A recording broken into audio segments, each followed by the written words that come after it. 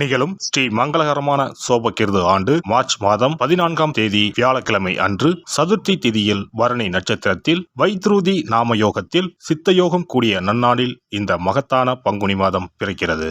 பிறக்கும் இந்த பங்குனி மாதத்தின் கிரக நிலைகளை பார்க்கும்போது மேசத்தில் குரு பகவானுடன் இணைகிறார் சந்திர பகவான். கன்னி ராசியில் கேது பகவானும் மகர ராசியில் செவ்வாய் பகவானும் உள்ளனர். சூரிய பகவான் புதன் பகவான் ராகு பகவான் மீன ராசியில் சஞ்சாரம் செய்கின்றனர். கும்பராசியில் சனி பகவானுடன் சுக்கிரன் உள்ளார். இம்மாத கிரக பெயர்ச்சி என எடுத்துக்கொண்டால் செவ்வாய் பகவான் மகரத்தில் இருந்து கும்பராசிக்கு பெயர்ச்சி அடைகிறார். சுக்கிர பகவான் கும்பத்தில் இருந்து மீனராசிக்கு பெயர்ச்சி அடைகிறார். சந்திர பகவானை பொறுத்தவரை மேசத்தில் ஆரம்பித்து 2.25 நாட்கள் வீதம் 12 ராசிகளை கடந்து ரிஷபத்தில் அமர்ந்து பலன்களை தரப்போகிறார். இம்மாத சிறப்பாக குரு பகவான் நீச நிலையில் இருந்து வக்ர நிலைக்கு மாறுகிறார். இதன் காரணமாக உச்ச பலன்களை அள்ளித் தரப்போகிறார் குரு பகவான். இந்த கிரக அமைப்பினால் உங்கள் வாழ்வில் ஏற்படக்கூடிய சுப மற்றும் அசுப பலன்கள் என்ன என்பதனையும், அசுப பலன் ஏற்படுமாயின் ராசிக்காரர்கள் செய்ய வேண்டிய பரிகாரம் என்ன, வழிபட வேண்டிய தெய்வம், வழிபடும் முறை என்ன என்பதனை பற்றி விரிவாக காண்போம்.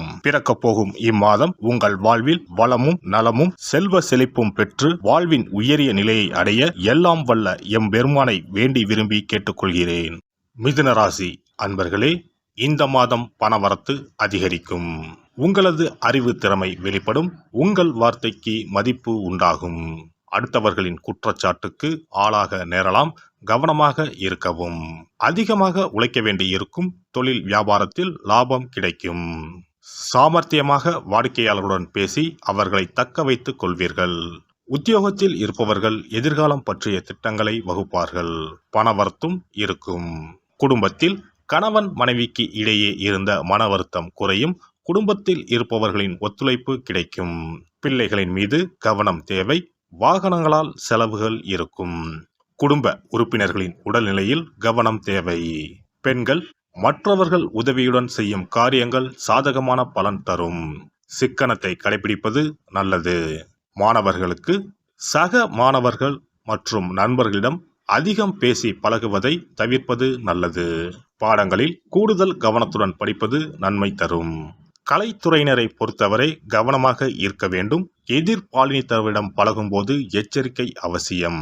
எதை பற்றியும் கவலைப்படாமல் தீர ஆலோசித்து எதையும் செய்வது நல்லது. கடன் கொடுப்பது, பைனான்ஸ் போன்றவற்றில் மிகவும் கவனமாக இருப்பது நல்லது. அரசியல் துறையினருக்கு புதிய ஒப்பந்தங்கள் கை கொடுக்கும். எந்த கொள்முதலையும் தயக்கமின்றி செய்யலாம். வியாபாரம் பெருகும். போட்டியாளர்கள் விலகிச் செல்வார்கள். நட்சத்திர பலன்கள் மிருக சிரிசம் 3-4 பாதங்கள். இந்த மாதம் நீண்ட தூரத்தில் இருந்து வரும் தகவல்கள் நன்மையாக இருக்கும்.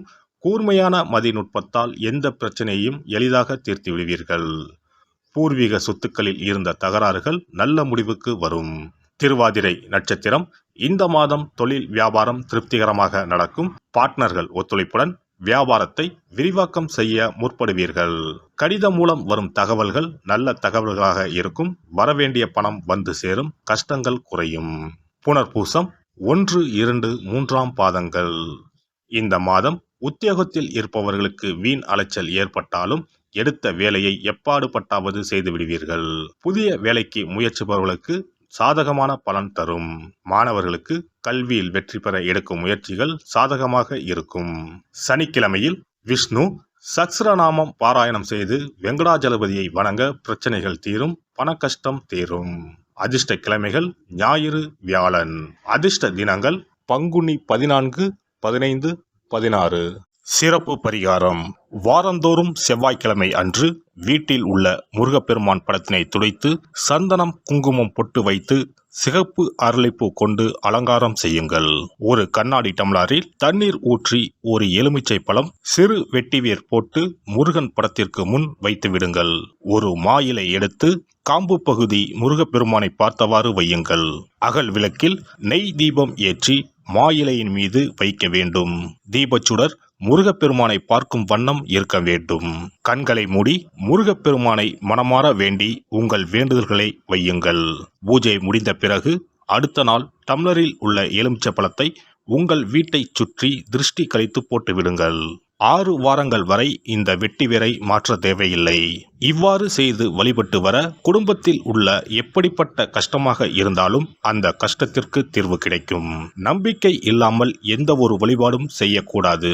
நம்பிக்கையோடு செய்யும் பட்சத்தில் கைமேல் பலன் கிடைக்கும். இனி பங்குனி மாத சிறப்புகளும் வழிபாட்டின் பலன்களும் என்ன என்பதனை பற்றி காண்போம். பங்குனி மாதம் என்பது வழிபாட்டுக்கு உரிய மாதம். பங்குனி மாதம் வணங்குவதற்கும் பூஜைக்கும் உரிய மாதமாகும். ஒவ்வொரு மாதத்திலும் ஒவ்வொரு நட்சத்திரத்திற்கு முக்கியத்துவம் கொடுத்து விழாக்கள் நடத்துவது வழக்கம். ஆனால் பங்குனி உத்திர நட்சத்திரத்திற்கு மற்ற நட்சத்திரங்களை விட அதிக மகத்துவம் உண்டு. தெய்வ திருமணங்கள் அதிகம் நடைபெற்ற மாதம் பங்குனி மாதம். மாதங்களில் 12வது மாதம் பங்குனி, நட்சத்திரங்களில் 12வது நட்சத்திரம் உத்திரம். 12வது மாதமான பங்குனியும் 12வது நட்சத்திரமான உத்திரமும் இணையும் புனித நாள் பங்குனி உத்திரம் என்று கொண்டாடப்படுகிறது. எனவே பங்குனி மாத உத்திரத்தின் சிறப்புகள் அதிகம். பங்குனி உத்திர நாளில் அனைத்து ஆலயங்களிலும் சிறப்பு வழிபாடுகள் நடைபெறும். கிராம கோவில்களில் அக்னி சட்டி ஏந்துதல், பூஜைகள் விமர்சையாக நடைபெறும். எண்ணற்ற ஆலயங்களில் சுவாமி அம்பாள் திருக்கல்யாணம் நடைபெறும். சிலருக்கு கைகூடாமல் திருமணம் தள்ளி போனால் பங்குனி உத்திர நாளில் விரதம் இருந்து இறைவனை வழிபட்டால் வெகு சீக்கிரம் திருமணம் கைகூடும் என்பது ஐதீகம். அதோடு காதலிப்போர் மனதுக்கு பிடித்தவரை கரம் பிடிக்கவும் பங்குனி உத்திர விரதம் இருப்பது மிகுந்த பலனை கொடுக்கும்.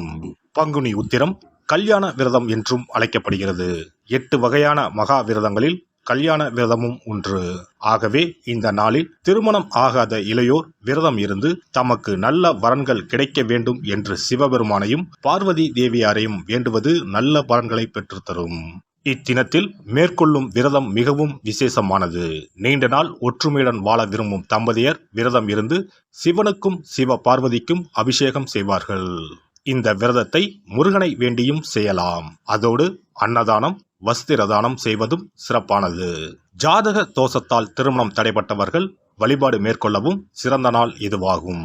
செவ்வாய் தோஷம் காரணமாக திருமண தடைகளை சந்திப்பவர்களுக்கு பங்குனி உத்திரத்தன்று முருகனை மனமுருகி வணங்கினால் திருமண தடைகள் நீங்கி திருமணம் சுபமாக முடியும்.